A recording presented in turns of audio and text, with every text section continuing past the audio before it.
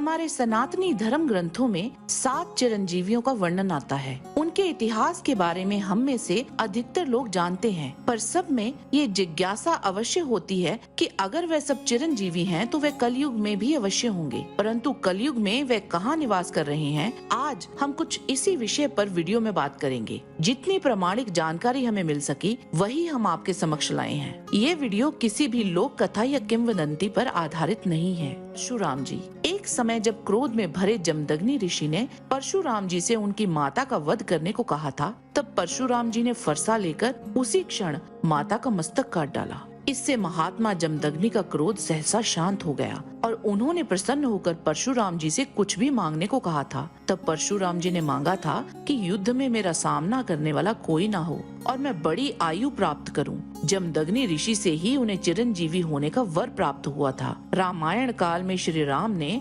परशुराम जी की संपूर्ण तपस्वी योग्यता भंग कर दी थी और उनसे विष्णु तत्व भी छीन लिया था। इसके उपरांत वे श्री राम की आज्ञा लेकर महेंद्र पर्वत पर पुनः तपस्या करने चले गए थे। महाभारत काल में भी उनका निवास महेंद्र पर्वत में ही था और कलयुग में भी वे महेंद्र पर्वत पर ही हैं। भगवान विष्णु के अंतिम अवतार भगवान कल्कि के उपदेशक के रूप में वे पुनः उपस्थित होंगे। राजा बलि, असुरों के राजा बलि अपार शक्तियों के स्वामी लेकिन धर्मात्मा हैं। एक बार राजा बलि एक बहुत बड़ा यज्ञ कर रहे थे। यह यज्ञ असीम शक्तियों की प्राप्ति के लिए था। सभी देवता इस यज्ञ से चिंतित हो उठे। तब भगवान विष्णु के अवतार वामन ब्राह्मण वेश में वहां दान लेने पहुँचे। वामन के दान मांगने पर उनको 3 पग भूमि दान में दे दी। तब ब्राह्मण वेश में वामन भगवान ने अपना विराट रूप दिखा दिया। एक पग में भूमंडल नाप लिया और दूसरे में स्वर्ग और तीसरे के लिए बलि से पूछा कि अब तीसरा पग कहाँ रखूं।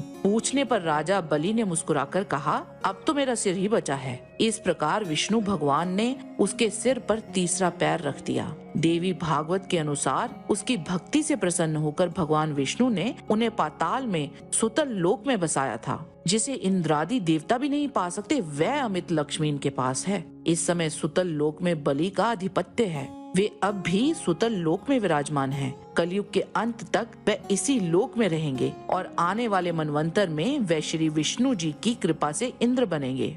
बजरंगबली, हनुमान जी ऊर्जा के प्रतीक माने जाते हैं। इनकी आराधना से बल, कीर्ति, आरोग्य और निर्भीकता बढ़ती है। हनुमान जी कालजयी व चिरंजीवी देवता हैं।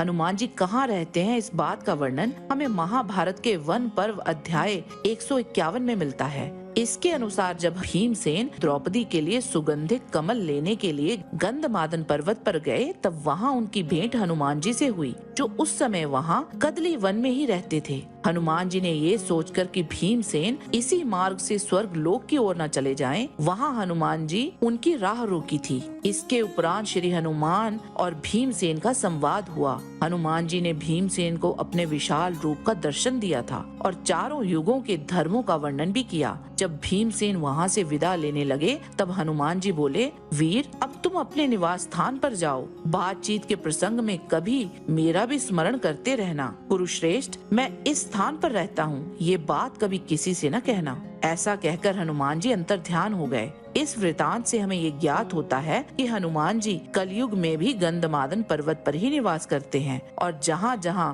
प्रभु श्री राम का नाम लिया जाता है वह वहाँ उपस्थित रहते हैं। विभीषण, रावण के छोटे भाई विभीषण, उन्होंने अपने भाई के ही विरुद्ध जाकर श्री राम का साथ दिया था। उन्हें वहाँ नैतिकता और धार्मिकता बनाए रखने और दुनिया भर के लोगों को धर्म का मार्गदर्शन करने के लिए इस महायुग के अंत तक जीवित रहने का वरदान प्राप्त हुआ था। उनके रामायण काल के बाद भी जीवित होने का प्रमाण हमें महाभारत में भी मिलता है। युधिष्ठिर के राजसूय यज्ञ के दौरान सहदेव विभीषण से मिले थे और विभीषण ने सहदेव को उपहार भी दिए थे। ये बात तो निश्चित है कि अगर वे द्वापर युग में भी जीवित थे तो वे कलयुग में भी मौजूद हैं, परंतु इस बात का वर्णन किसी भी प्रमाणिक हिंदू ग्रंथ में हमें नहीं मिला। हो सकता है वह किसी दूसरे आयाम में हों। अगर आपको उनके बारे में कोई जानकारी हो तो कमेंट बॉक्स में हमें अवश्य बताएं।